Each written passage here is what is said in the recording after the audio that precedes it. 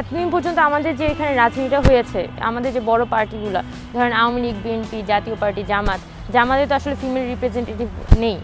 আর আমি যদি বিএনপি বা আওয়ামী লীগের কথা বলি, এই দুইটারই কিন্তু একদম লিডারশিপ ছিলেন কিন্তু ফিমেল। কিন্তু ফিমেল লিডারশিপ হওয়া সত্ত্বেও তাদের ফিমেল লিডারশিপ কিন্তু কোনো ফিমেলদের রিপ্রেজেন্টেটিভ ছিলেন না। উনি কিন্তু টোটালি বলা যায় যে একটা পুরুষতান্ত্রিক মানসিকতাধারী একজন মহিলা, যিনি তার সময়কালীন, ধরেন শেখ হাসিনার সময়কালীন যে পরিমাণ ধর্ষণ হয়েছে, তারপর খালেদা জিয়া যখন ছিলেন তখনও কিন্তু নারী নিপীড়নের সংখ্যা কিন্তু কোনোভাবেই কমে নেই। তার মানে নারী এজ এ কমিউনিটি কিন্তু নিপীড়িত হয়েছে এই দুইটা পার্টি ক্ষমতায় থাকাকালীন।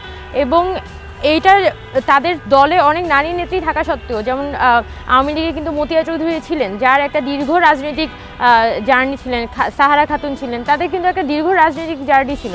কিন্তু জার্নি থাকা সত্ত্বেও দলের যে কাঠামো, দলের যে একটা চরম পুরুষতান্ত্রিক কাঠামো, সেটা কিন্তু শুধুমাত্র আলাদা করে এখানে তাদেরকে একটা টোকেন হিসেবেই রাখতো। এখানে সাহারা খাতুনকে রাখতো, এখানে মতিয়া চৌধুরী বলি, বা এখানে আপনি দীপুমণিকেও শেষ পর্যন্ত রিপ্রেজেন্টেটিভ একটা ধরতে পারেন, যে তারা অনেক জার্নির মধ্য দিয়ে কিন্তু তারা এই পদগুলোতে এসেছিল। কিন্তু শেষ পর্যন্ত কিন্তু একজন না, তারা হচ্ছে ফিমেলদের কোনো এম্পাওয়ার করতে পারলো, শুধুমাত্র এখানে পুরুষতান্ত্রিক ব্যবস্থার একটা প্রতীক হিসেবে, পুরুষতান্ত্রিক ব্যবস্থায় সামান্য কিছু নারী প্রতীক হিসেবে কিন্তু এই দলগুলোতে তারা ছিল। এটা কিন্তু সার্বিকভাবে আমাদের জন্য ক্ষতি করেছে। আমাদের নারী জাগরণের কথা বলি, বা আমাদের নারীর যে রাজনীতিতে আসার যে পথটা, সেটাই কিন্তু হ্যাম্পার করেছে।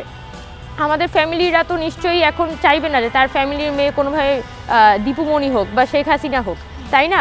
তার মানে নারী যে অ্যাজ এ হোল কমিউনিটি সে পলিটিক্যালি এনগেজ হওয়ার যে পথটা, সেটা কিন্তু এই দুই দলের যে টোকেনিজমের মাধ্যমে নারীদেরকে প্রেজেন্ট করা, এবং দেখা যাচ্ছে বিবাহসূত্রে নারীদেরকে হচ্ছে দলের নেত্রী আকারে প্রেজেন্ট করা, এই চর্চাগুলোর কারণে কিন্তু নারীদের রাজনীতিতে, সাধারণ নারীদের রাজনীতিতে আসার পথটা আসলে বন্ধ হয়েছে। মানে অনেকখানি আসলে সোসাইটির মধ্যে এটার একটা লেজিটিমেসিটা কমেছে।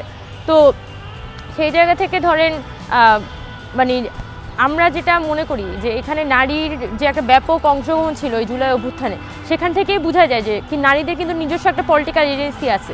সেই কিন্তু আসলে সোসাইটিটা নিয়ে ভাবে, সেই রাষ্ট্রটা নিয়ে ভাবে, সেই কিন্তু তার মানে এই যে রাষ্ট্রটা দিনের পর দিন 15 বছর ধরে আমাদের উপর নিপীড়ন চালিয়েছে, তাকে নিয়েও কিন্তু ওই নারীটারও কিছু একটা বলার আছে।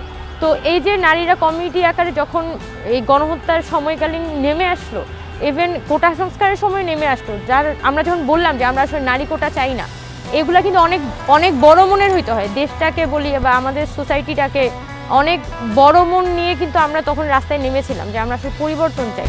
কিন্তু 5 আগস্টের পরে যেভাবে করে আমরা দেখেছি নারীদেরকে আসলে দূরে সরিয়ে দেওয়া হয়েছে, সেটার ইম্প্যাক্ট কিন্তু ওভারঅল নারীদের মধ্যে পড়েছে। এবং আমি দেখেছি যারা আমাদের ফিমেল কমিউনিটিরা আছে, তারা কিন্তু আগের মতো এনগেজ হইতে চায় না, তারা আগের মতো মানে ইনক্লুড ফিল করে না। তাদের মনে হয় যে এখানে গিয়ে কী লাভ, আমাকে তো মিছিলের সামনে একটা টোকেন হিসেবে দাঁড় করিয়ে রাখবে, আমার তো আসলে কোনো ভয়েসকে পরবর্তীতে আর প্রাধান্য দেওয়া হবে না। তো এই হতাশাটা কিন্তু মেয়েদের মধ্যে কাজ করে। তো এখানে আমার মনে হয় যে তাও আমি এই বিষয়গুলো নিয়ে আশাবাদী যে সামনের দিনে এই যে একটা পরিবর্তনটা এসেছে, সেই পরিবর্তনটা আসলে নারী অ্যাজ এ কমিউনিটি যদি আমরা এখানে হোল্ডটা করতে পারি, তাহলে সামনের দিনে আমরা সম্মিলিতভাবে এগিয়ে যেতে পারবো। এবং সোসাইটিতে নারীদের নিয়ে অনেক কাজ করার আছে।